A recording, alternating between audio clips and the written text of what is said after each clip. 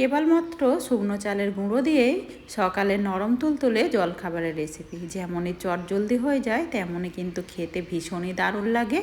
নমস্কার বন্ধুরা, কাজল ভিলেজ কিচেনে সকলকে স্বাগত জানাই। রোজকার মতো আজও রান্নাঘরে চলে এলাম। আজকের রেসিপি প্রথম থেকে লাস্ট পর্যন্ত দেখতে থাকুন, আশা করছি ভীষণ ভালো লাগবে। তো চলুন তাইলে শুরু করা যাক। এখানে একটা কড়া গরম হতে বসিয়ে দিয়েছি, কড়ার মধ্যে দিয়ে দেবো, এই দেখো এখানে বাটি নিয়েছি, বাটি মাপ করে কিন্তু জলটা দিতে হবে। তো এখানে আগে 1 বাটি জল দিয়েছি, আবারও আমি দিয়ে দিচ্ছি 1 বাটি জল, মানে 2.5 বাটি জল এখানে দিয়ে দিলাম।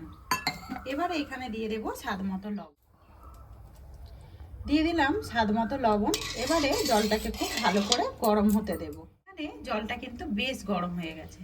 একই বাটি মেপে আমি নিয়েছি চালের গুঁড়ো, তো এটা শুকনো চালের গুঁড়ো নিয়েছি, দিয়ে দেবো আমি আগে 1 বাটি। যেহেতু এখানে 2.5 বাটি জল নিয়েছি, এখানে আমি 2 বাটি চালের গুঁড়ো ব্যবহার করব। আরও দিয়ে দেবো 1 বাটি চালের গুঁড়ো। মোট বললাম আমি 2 বাটি নিয়েছি, যেহেতু শুকনো চালের গুঁড়ো জলটা কিন্তু একটু বেশিই লাগবে। এবারে খুব ভালো করে মিশিয়ে দিতে হবে জলের সঙ্গে। এখানে দেখো খুব ভালো করে আমি জলের সঙ্গে কিন্তু মিশিয়ে নিয়েছি।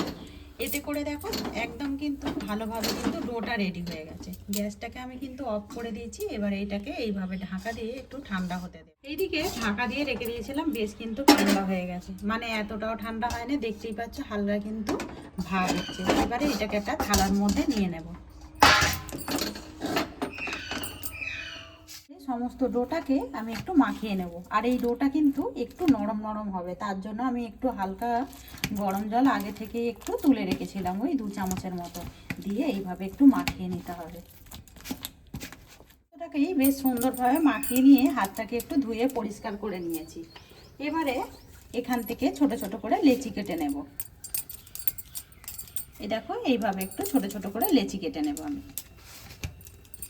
আমি কয়েকটা নিয়েছি কলা পাতা, এইভাবে একটু ছোট করে কেটে নিয়েছি।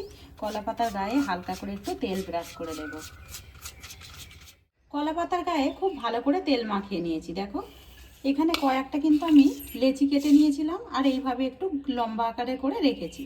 এখানে নিয়েছি একটা সিরিঞ্জ, তো সিরিঞ্জের গায়ে কিন্তু আগে থেকেই আমি তেল মাখিয়ে রেখেছি। আর এই দেখো কয়েকটা ছিদ্র করে দিয়েছি।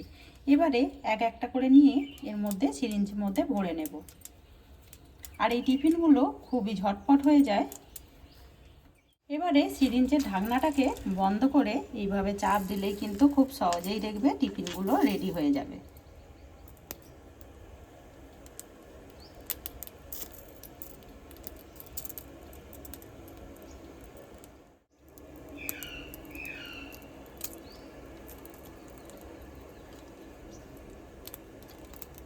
তো আমি এরকমই সাইজে রেখে দিচ্ছি। তোমরা কিন্তু চাইলে এখানে ছিদ্রগুলোকে একটু মোটাও করে নিতে পারো। আমি ঠিক যেরকম সরু একটা চাউমিন হয় সেই রকমই দেখো গড়ে নিয়েছি, আর এইভাবে কিন্তু রেখে দেবো টিফিনগুলোকে। আর এই দেখো দেখতে কতটা সুন্দর লাগছে, কয়েক সেকেন্ডের মিনিটের মধ্যে কিন্তু আমরা দেখবে এরকম টিফিন কিন্তু খুব সহজেই রেডি করে নিতে পারি। তো আমি আরও একটা করে দেখাচ্ছি এখানে। তো এখানে দেখতে পাচ্ছ আমি আরও একটা কিন্তু এই একইভাবে রেডি করে নিচ্ছি। তোমাদের হাতের সামনে যদি কলা পাতা না থাকে সেই ক্ষেত্রে কিন্তু এখানে কাঁঠাল পাতারও ব্যবহার করতে পারো, অথবা সাদা পেপারের মধ্যেও কিন্তু একটু সাদা তেল ব্রাশ করে তারপরেও কিন্তু টিফিনগুলোকে রেডি করে নিতে পারো। সহজেই দেখো টিফিনগুলো রেডি হয়ে গেছে। অপরদিকে জল গরম হতে বসিয়ে দিয়েছি, ঢাকাটাকে খুলে নেব। আর এখানে এরকম একটা জালতি নিয়েছি, জালতিটাকে দিয়ে আমি যেই টিফিনগুলোকে রেডি করলাম এইগুলোকে বসিয়ে দেব। তো এইখানে কিন্তু খুব বেশি হবে না, একটা করেই ভাপিয়ে নিতে হবে। তো এখানে একটা দিয়ে দেব, দিয়ে এটাকে ঢাকা দিয়ে দেব, আর এটা 2 মিনিটের জন্য ঢাকা।